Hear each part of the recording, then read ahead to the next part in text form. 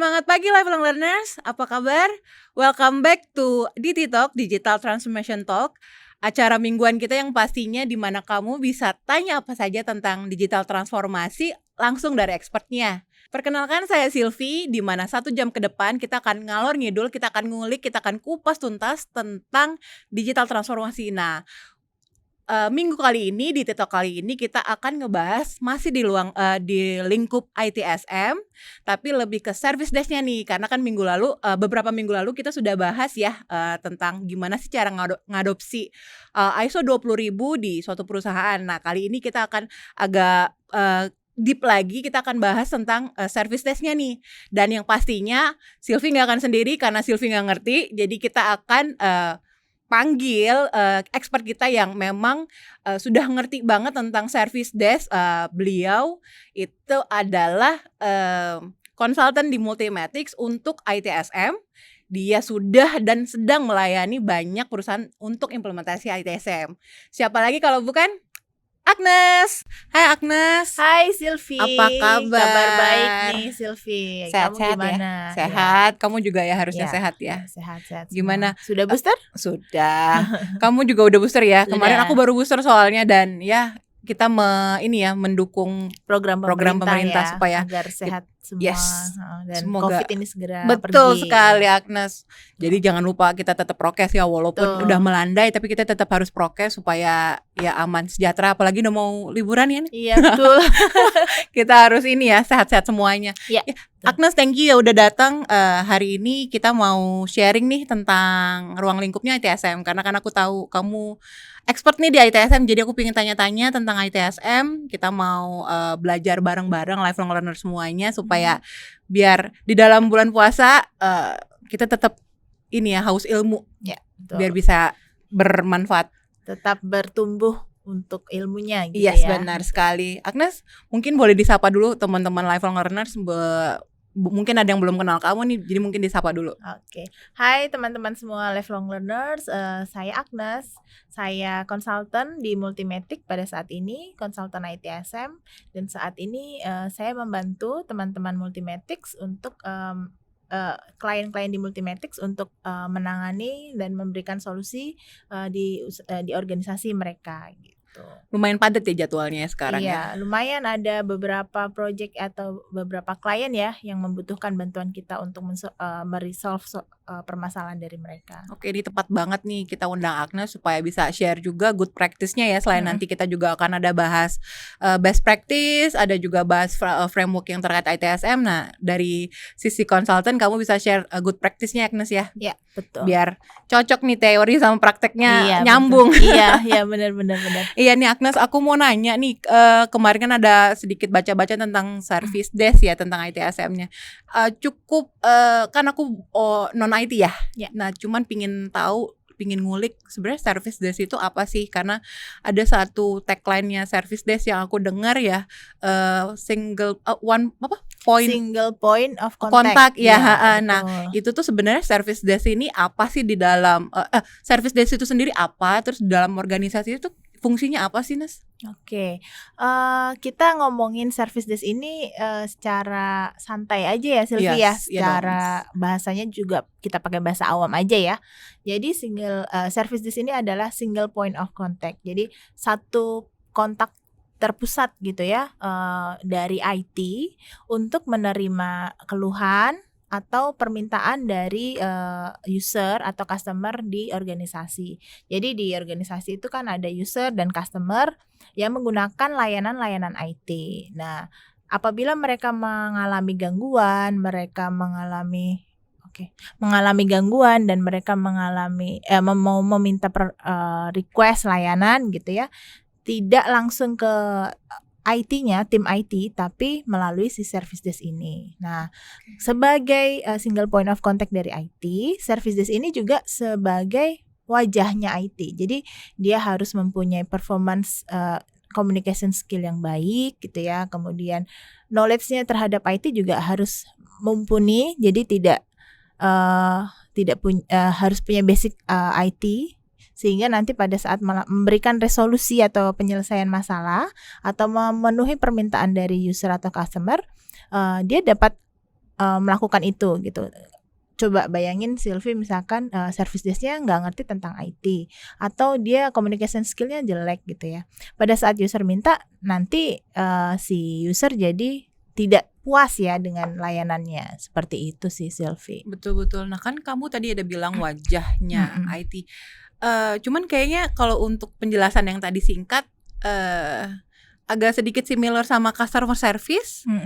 Tapi aku juga ada keinget dua kata help desk. Nah, Ya, itu samakah, bedakah? Mungkin boleh dijelasin sedikit, Agnes? Oke. Ya, service desk itu betul ada kemiripan ya dengan customer service dan juga help desk. Yang membedakan apa? Kalau customer service dia hanya menerima keluhan-keluhan pelanggan, permintaan dan mungkin permintaan, dan kemudian langsung mengeskalasikan ke tim terkait atau mungkin dia bisa meresolve saat itu. Nah, kalau service desk, help desk pun sama gitu ya. Kalau help desk bisa meresolve tapi ya terkait IT aja. Nah, bedanya dengan service desk itu punya satu skill yang mungkin di atasnya help desk dan customer service.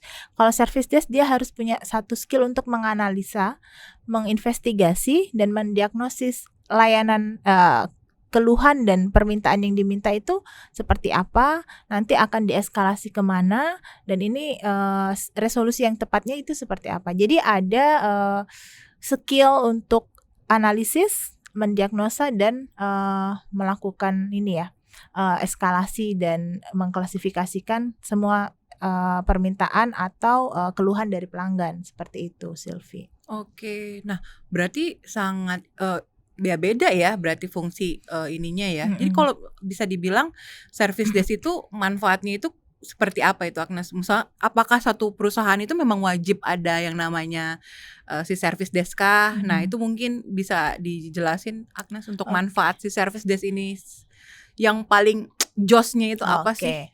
Jadi kalau manfaat service desk ini satu ya, dia bisa membantu nih tim IT-nya, orang IT untuk mencatat semua tiket keluhan dan permintaan dari pelanggan. Kemudian dengan adanya service desk, tiket-tiket yang tercatat atau keluhan-keluhan atau permintaan yang tercatat itu terdokumentasi dan terstruktur gitu. Jadi tidak akan dapat mudah dilacak, akan mudah melihat progresnya gitu ya, akan mudah melihat permasalahan apa sehingga bisa memberikan solusi yang tepat gitu. Misalnya tidak ada service desk sebenarnya bisa saja, tapi apabila nih nanti suatu organisasi ini ya dengan user yang secukup banyak itu, kemudian dengan permintaan dan keluhan yang sebanyak itu dan diberikan kepada masing-masing tim IT, takutnya tiket itu tidak terkelola sehingga tidak terresolve. Harusnya sudah terresolve tapi itu belum terresolve gitu ya. Seharusnya sudah diselesaikan belum terselesaikan. Harusnya itu dilakukan tapi tidak dilakukan karena ya tidak ada yang melihat dan memantau dan mencatat seperti itu. Makanya services itu pentingnya salah satunya di situ juga gitu ya. Seperti itu. Oke. Nah, berarti cukup sangat membantu, sangat banget perlu ada service desk ya, apalagi kalau layanan di dalam organisasinya, dalam perusahaannya itu banyak sekali ya. Nah, biasanya industri ya kayak industri ini ya, finance itu pasti ada service desk dong ya. Sebenarnya di semua lini, di semua bidang itu bisa menggunakan service desk.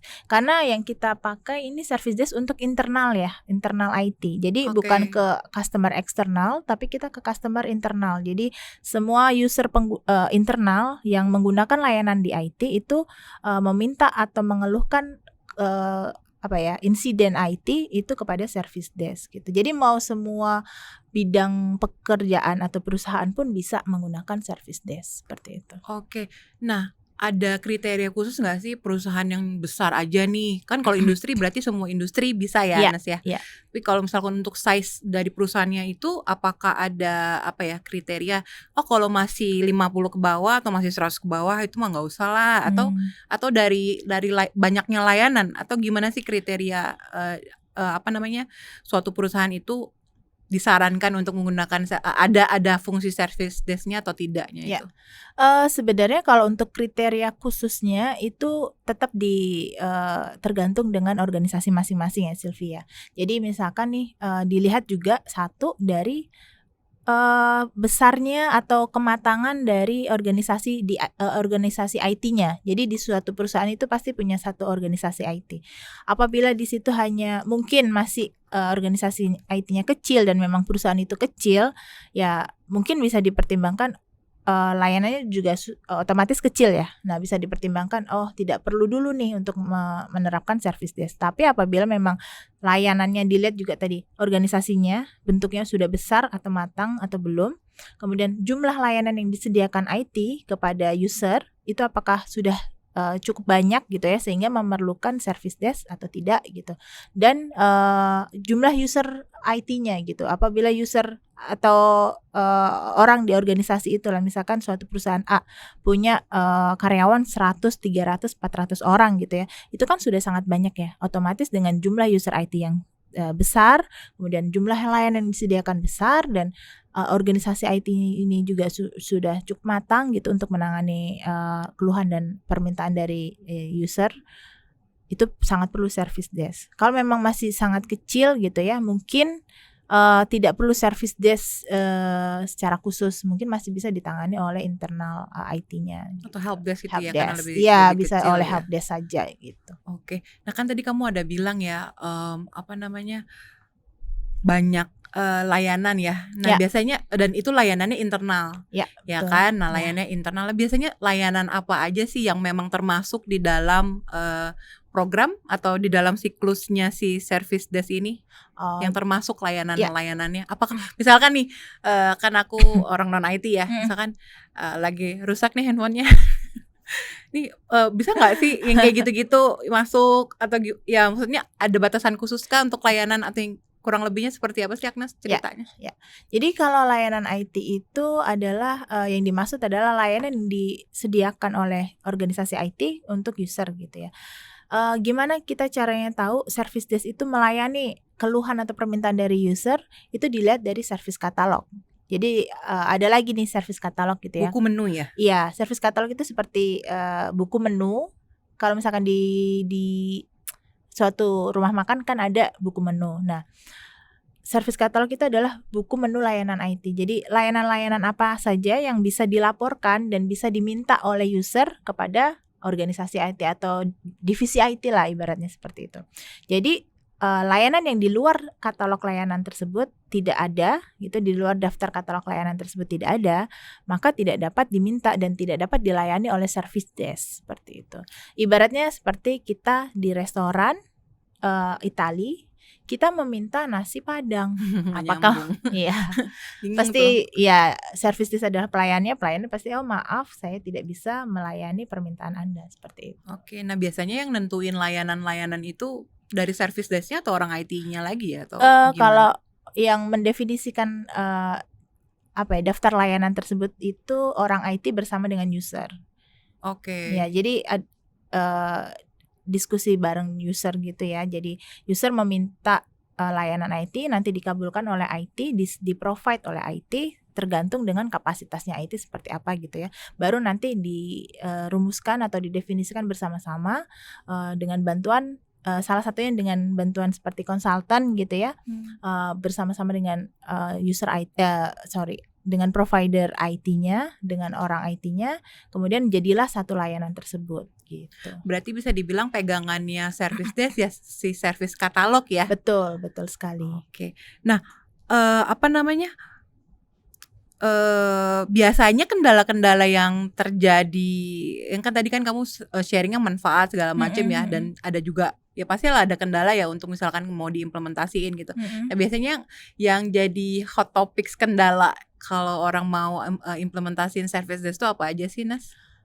Yang sering terjadi ya satu tidak seimbangnya antara service desk dengan layanan yang di-provide, atau tidak seimbangnya tadi kan ada 3 poin ya, jumlah user, kematangan organisasi dengan jumlah layanannya, dan satu ya tadi jumlah resource service desk-nya gitu ya.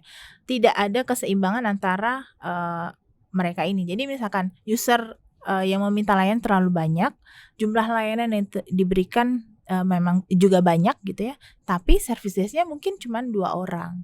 Otomatis dengan kurangnya resource service desk, kinerjanya menjadi semakin lama kan. Misalkan ada 10 tiket yang masuk gitu ya, service desk-nya cuma 2 orang. Bagaimana caranya dia bisa atau 20 tiket yang masuk, bagaimana dia bisa merespon semua tiket itu untuk diselesaikan atau untuk dieskalasikan lah kepada tim IT jika terlalu banyak. Makanya dalam pembentukan service desk atau dalam membuat service desk itu harus melihat juga keseimbangan beban kerjanya gitu ya, dilihat dari tadi resource-nya. Yang kedua mungkin aplikasi. Mungkin saat itu aplikasi yang digunakan oleh perusahaan tersebut belum cukup baik untuk mendukung kinerja dari service desk-nya. Mungkin modul-modulnya atau fiturnya itu tidak cukup baik untuk mendukung service desk bekerja gitu ya. Yang ketiga mungkin bisa jadi dari usernya sendiri gitu. Seringnya user ini aktif meminta gitu ya, aktif meminta layanan, aktif mengeluh gitu ya Sylvia. Tapi untuk proses penutupan layanan dia lupa atau dia tidak mau gitu, seperti itu. Jadi kayak nyangkut gitu ya. Iya, sebenarnya udah solve sudah tapi solve. dari usernya sendiri yang penerima layanan ini tidak menutup tiket gitu. Iya betul, sehingga tiketnya SLA dari tiket itu jadi SLA kita sebut sebagai waktu target ya, target penutupan tiketnya. Kepanjangan ini SLA apa? Service Level Agreement. Oh Jadi berarti waktu jaminan layanan. Oke. Target layanan tersebut dilayani itu berapa lama gitu. Ibaratnya kalau misalkan kita beli nasi goreng itu maksimal 15 menit nih dilayani kan, dibuat. Nah, itu salah satu itu namanya SLA. Jadi waktu pemberian layanan. Oke. Bahasa awamnya ya gitu. Oke, lumayan. Sebenarnya udah ada aturan mainnya ya, ada SLA, terus tadi katalog ada layanan, katalognya segala iya, macam, udah ada orangnya. Ya, Nah, betul. itu yang biasanya terjadi selain yang tadi kamu sebut ada resource berarti ini ya banyak orangnya. Iya, jumlah orang service desk-nya dan juga jumlah orang IT-nya ya. Oke, gitu. berarti kan banyak resource, tool sama usernya sendiri. Nah, Ya. itu untuk ngatur ini deh resource ada ininya nggak sih Agnes, kayak acuan atau pakemnya gitu yang jadi pegangan suatu service desk itu sebenarnya startnya harusnya punya ini. Kalau misalkan segini aturan mainnya gitu ada nggak sih? Kalau untuk pengelolaan itu ada Sylvie. Jadi service desk ini sebenarnya basic knowledge-nya atau pengetahuan dasarnya itu berbasis dari ITAL.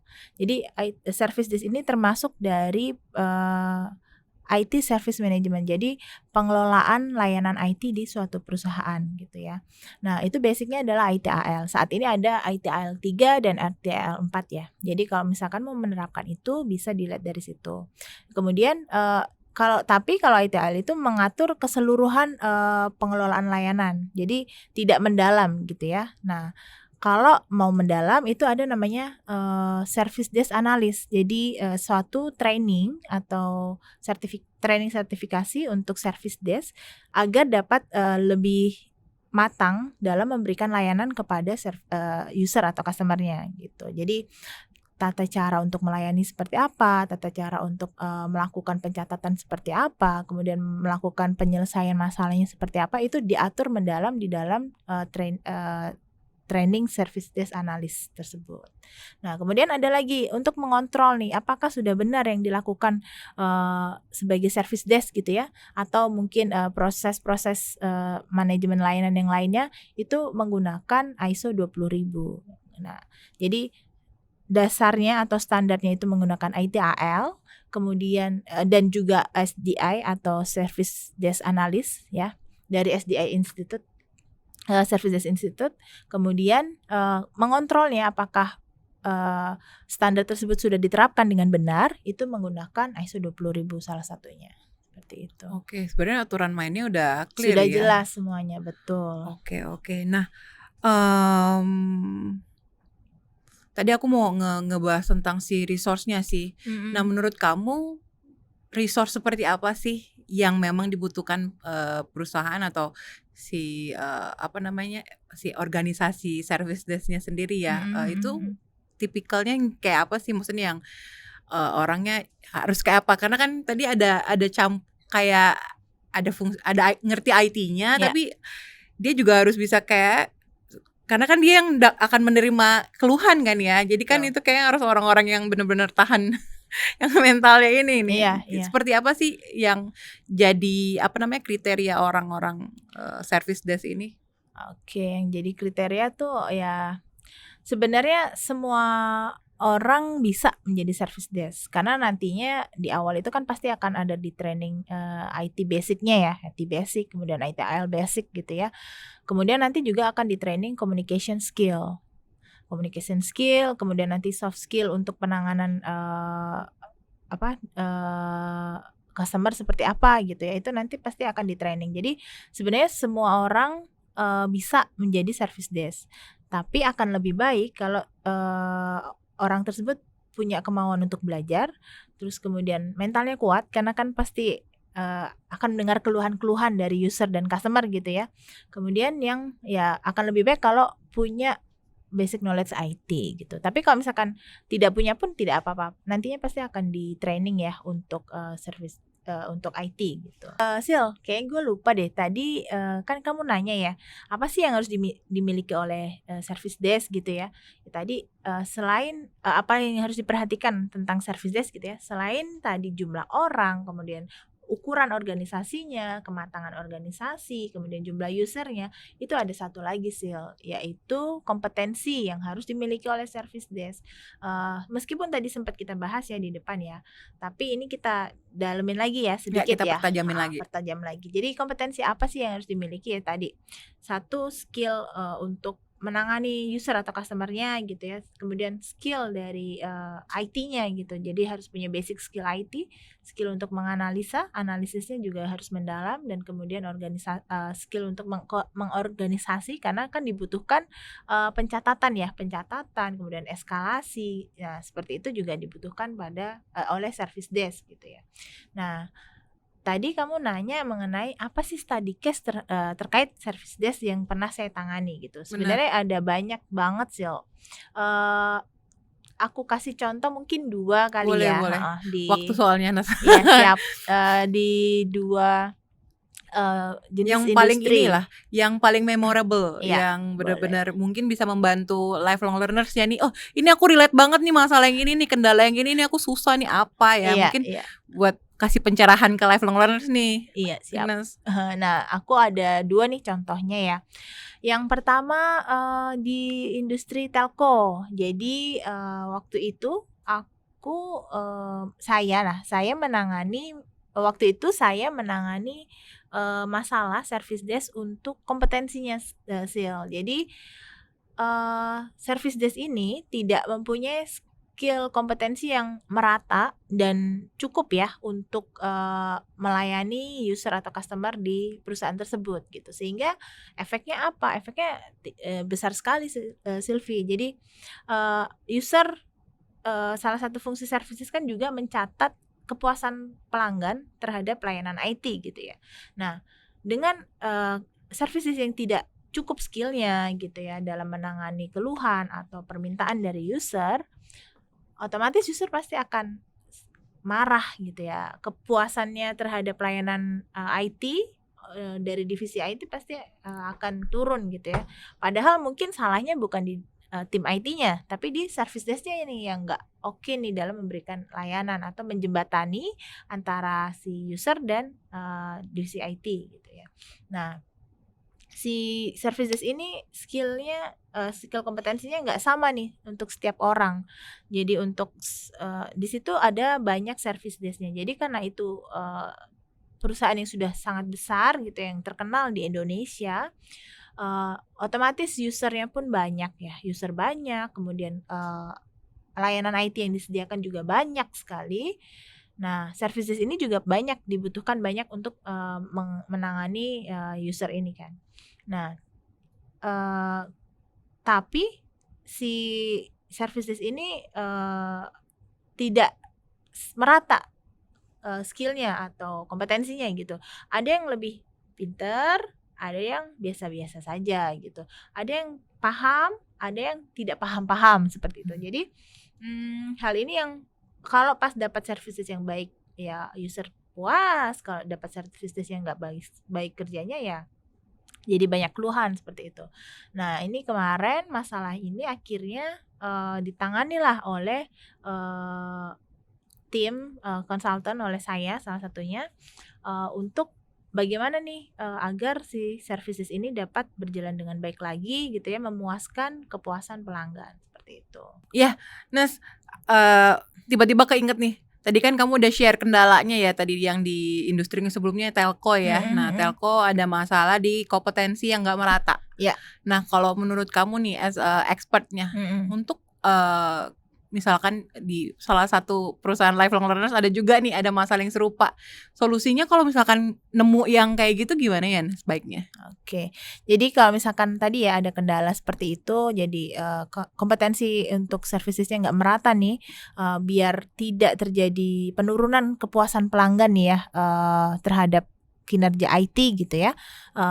Maka harus melakukan kita analisis nih, kita lihat service desk mana sih, personil mana yang memang kompetensinya nggak oke, yang memang perlu ditingkatkan.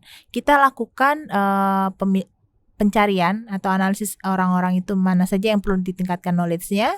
Kemudian setelah itu kita lakukan training atau peningkatan kompetensi lah, bisa melakukan training gitu ya, atau melakukan face to face nanya gitu. Mungkin ada masalah yang mungkin bikin selain mungkin ternyata masalahnya bukan di kompetensi, tapi mungkin ada beban yang membuat dia kinerjanya nggak oke gitu. Jadi kita lakukan juga pendekatan face to face antara di services itu kan ada namanya manager services ya. Dengan antara personil services dengan manager services dilakukan face to face, pendekatan secara personal gitu ya. Jadi training, kemudian pendekatan secara personal, kemudian dilakukan masa uji coba. Jadi dilakukan pendampingan terhadap tim services tersebut agar si personil services itu tahu gitu cara penanganan services yang tepat seperti apa gitu. Jadi kita lakukan percobaan lah, masa percobaan dan pendampingan terhadap services tersebut mungkin selama 1 bulan atau mungkin selama 3 bulan seperti itu ya. Disesuaikan dengan perusahaan masing-masing, kondisi perusahaan masing-masing. Nah nanti kita lihat apakah memang bisa terjadi peningkatan kompetensi service desk dengan cara-cara seperti itu. Nah, setelah di training secara soft skill maupun kompetensi sudah oke, secara pendekatan personal juga sudah baik gitu ya, sudah dilakukan. Kemudian secara pendampingan, jadi service tersebut didampingi gitu ya, sudah oke, diharapkan ada peningkatan. Kalau misalkan tidak ada peningkatan ya terpaksa harus dilakukan penggantian personil agar tidak mempengaruhi kinerja dari layanan IT seperti itu. Oke. Nah kan kamu sebut training dan pelatihan ya, pelatihan soft skill dan berarti ada pelatihannya, jenis pelatihannya apa aja sih? Maksudnya harus ini harus yang ini ya, harus yang ini, itu pelatihan apa aja ya? Nah, itu tadi jenis pelatihan yang diberikan kepada personilnya itu ya tadi ya dilihat dari analisis yang tadi, pemilihan siapa yang perlu ditingkatkan skillnya, kemudian skill apa yang perlu ditingkatkan dari orang itu. Biasanya apa itu? Biasanya skillnya itu yang sering ditemui, yang kemarin ditemuin itu biasanya butuh training apa sih untuk si service desk supaya bisa memuaskan ya, memberikan layanan supaya bisa minimalin kendala yang terjadinya. Itu training apa aja sih? Itu kan tergantung personilnya ya. Baik. Nah, kalau trainingnya itu tadi seperti yang sudah saya sebutkan tadi, ada communication skill. Jadi cara dia berbicara, menghandle user atau customer mungkin dengan smile voice gitu yang baik, kemudian dengan kata-kata yang tepat gitu. Itu nanti dilatih di situ, itu sebagai soft skillnya. Kemudian mungkin ada training untuk organizing ticketing atau seperti apa. Ada training training khusus nggak? tools. Nama training khusus nih biar mungkin lifelong learners juga punya ngerelate, cuman bingung nih training apa ya biar tepat. Takutnya udah invest ke training ini ternyata bukan itu training tepat. Apakah kalau untuk service desk itu perlu training ITL juga nggak sih? Perlu. Jadi tadi ya, kalau untuk communication dan soft skill itu mungkin trainingnya training customer service itu iya. Salah satu paket training customer service. Yang kedua yang tadi hard skill itu tadi terkait IT ya. IT itu ITAL agar paham mengenai pengelolaan ITSM di perusahaan itu seperti apa gitu.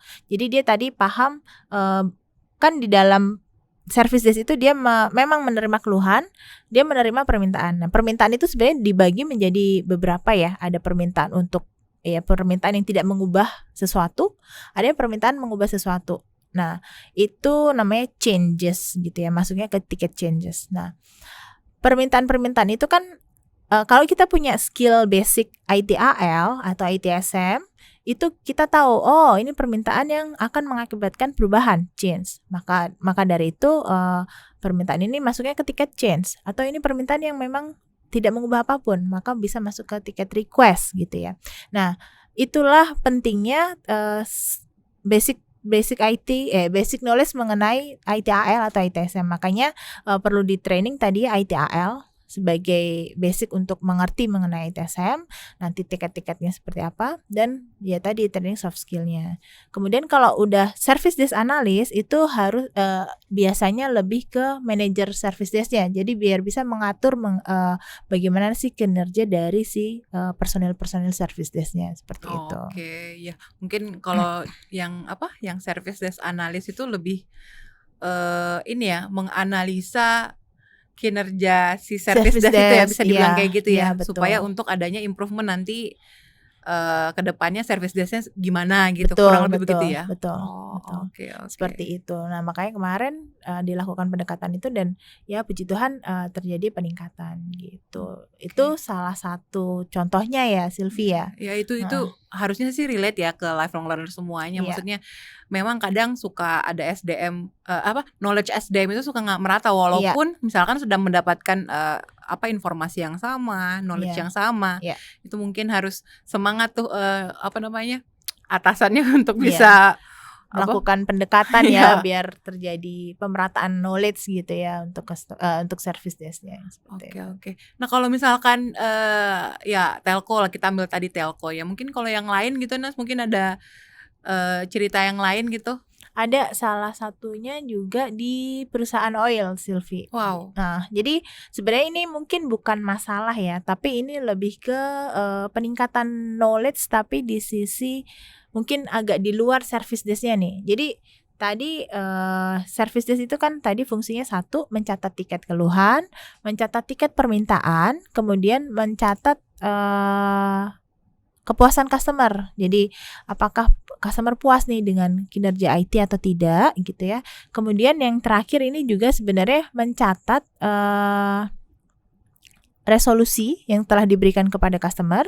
Apakah resolusi atau solusi yang diberikan kepada customer itu sudah oke. Nah, kemudian dicatat, didokumentasikan sehingga nantinya dapat diakses kembali oleh user untuk menjadi self-service-nya user apabila ada masalah gitu. Jadi masuknya ke knowledge management ini panjang ya jadinya karena service desk seperti itulah ya.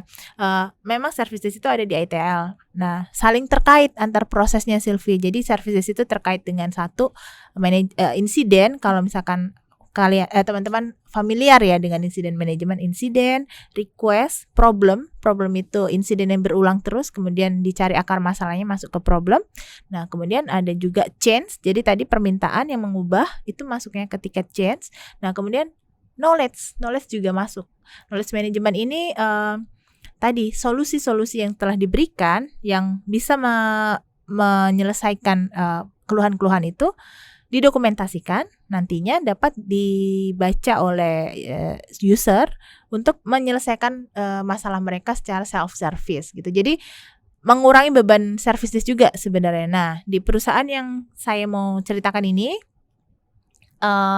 jadi tidak semua service desk yang ada itu diberikan beban untuk membuat knowledge gitu ya, melakukan pendokumentasian solusi. ada yang tidak, ada yang memang ada gitu. Nah, di perusahaan yang mau saya ceritakan ini di bidang oil itu dia karena sudah mature ya perusahaannya, jadi dia juga pengen service desk-nya itu lebih mature gitu, lebih matang gitu ya.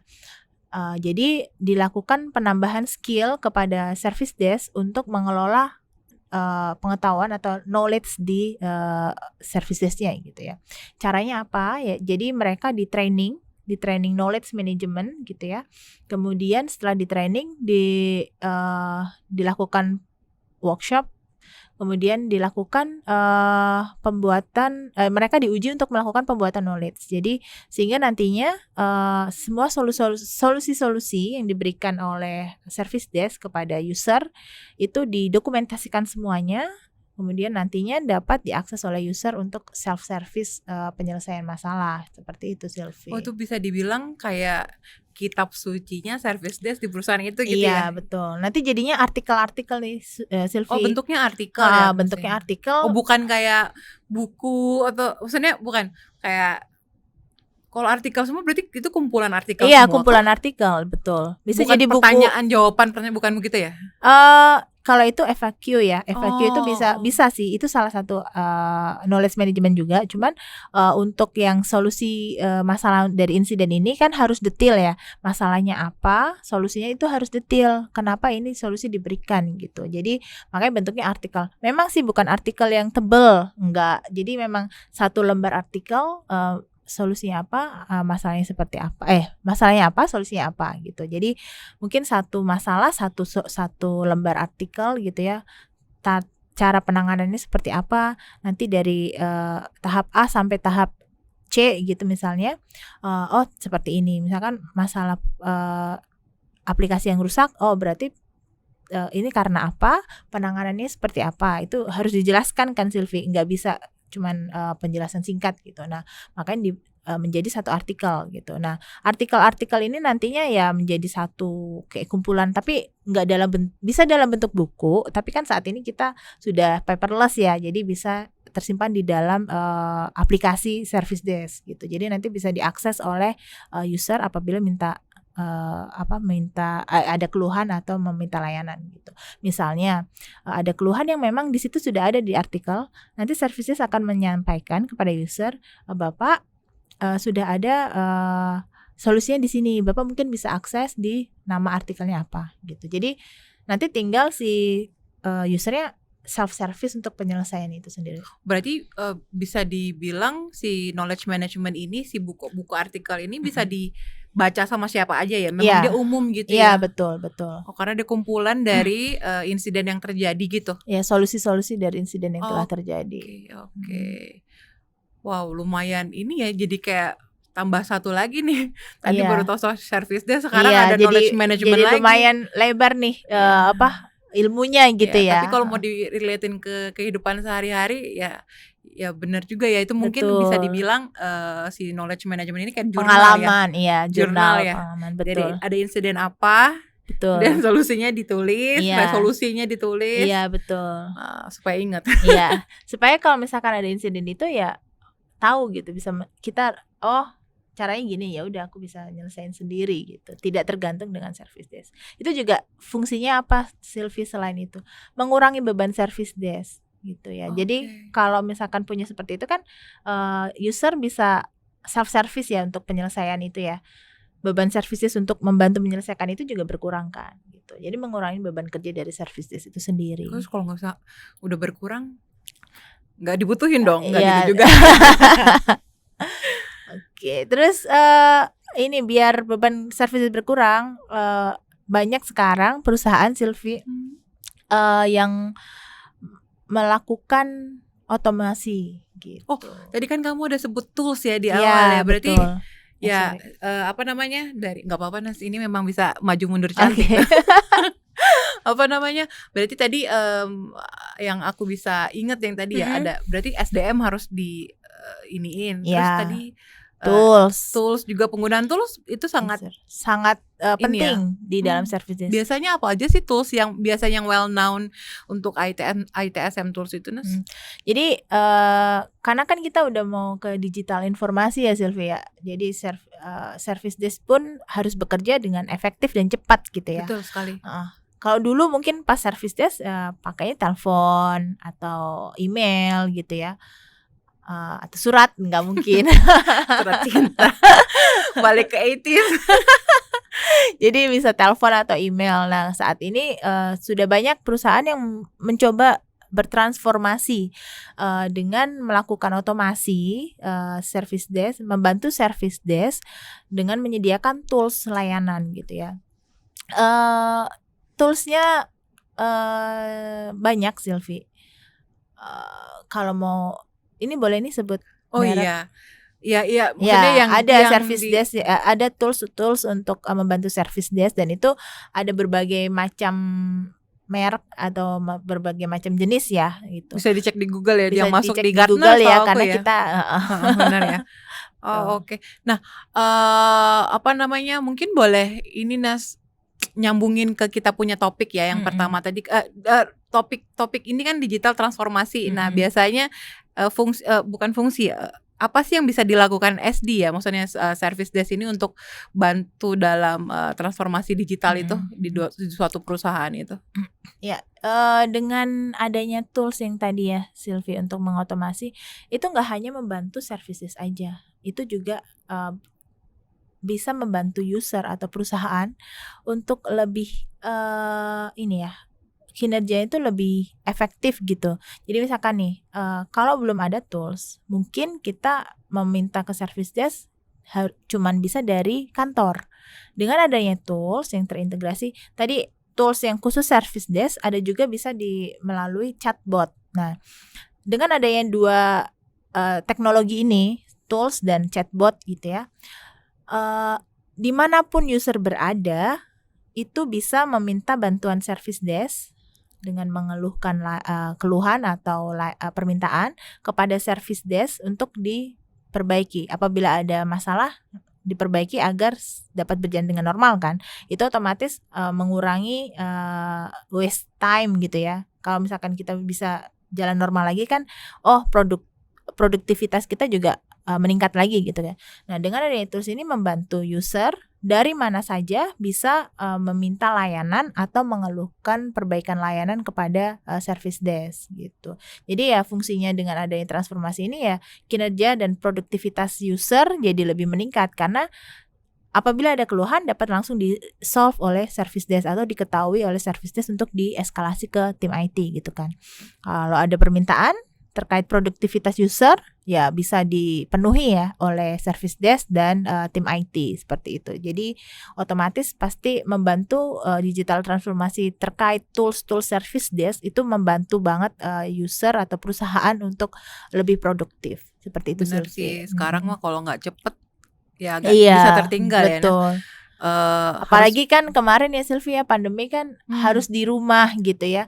Kalau nggak ada tools yang mendukung service desk, kinerja service desk gitu ya dari mana saja, ya jadinya tidak oke ya, tidak produktivitas akan terganggu gitu. Benar banget. Betul. Setuju banget tuh Nas. Nah, mungkin ini sebelum kita di penghujung waktu, mungkin kita boleh ini Nas, kamu mungkin boleh sharing sedikit tips atau untuk step pertama nih bagi lifelong learners yang mau mengimplementasikan service desk di tempat mereka tuh gimana sih yang mungkin untuk step 1, 2, 3-nya itu gimana sih Nas untuk memulai? Oke, kalau untuk memulai service desk ya, menerapkan service desk di perusahaan gitu ya. Boleh suaranya Nas? Oke. Nih biar cocok nih. Ulang ya. Kenapa ulang Nas? Pelan soalnya. Oke. Ya, jadi kalau untuk tips yang pertama, tips dan trik gitu ya untuk membangun service desk atau menerapkan service desk di perusahaan, yang pertama yang harus dilakukan oleh perusahaan itu sendiri adalah satu, mengukur kesiapan perusahaan itu, kematangannya gitu ya, dari jumlah orang, kemudian layanannya gitu, kemudian user yang dilayani, kemudian kesiapan dia untuk melakukan pengadaan service desk tools-nya itu perlu diukur gitu. Kalau memang sudah matang dan bisa, maka boleh dilakukan pengadaan service desk. Mungkin tidak langsung banyak ya service desk yang dibentuk ya. Mungkin bisa 2 atau 3 orang dulu sebagai service desk awal. Nah, nantinya apabila terjadi pengembangan organisasi itu boleh ditambah lagi gitu. Jadi yang pertama yaitu melihat kesiapan, kematangan perusahaan itu sendiri gitu. Yang kedua ya mencari dan membangun service desk yang berkompetensi gitu ya, yang siap, yang matang gitu ya. Tadi dengan melakukan training, kemudian training baik soft skill maupun hard skill gitu ya. Kemudian pembinaan service desk tersebut gitu.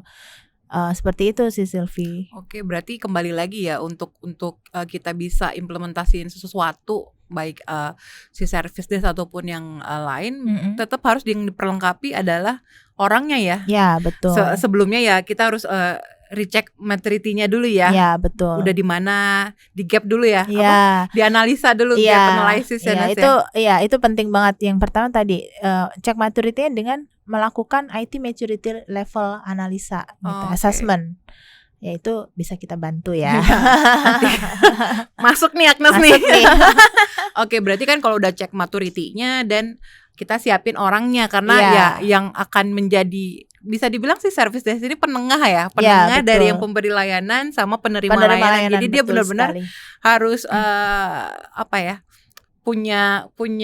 punya amunisi yang cukup luar biasa banyak nih untuk bisa menghadapi dan yang menjembatani lah supaya tidak ada miskom juga ya. Karena kan dia di tengah ya fungsinya ya. Betul. Wow, luar biasa juga nih fungsi service desk nih teman-teman yang service desk nih, semangat ya. Semangat, harus bisa jangan malu apabila jadi service desk. Service desk itu perannya penting sekali soalnya di IT. Jadi harus tetap semangat dalam menjalankan pekerjaannya gitu ya, karena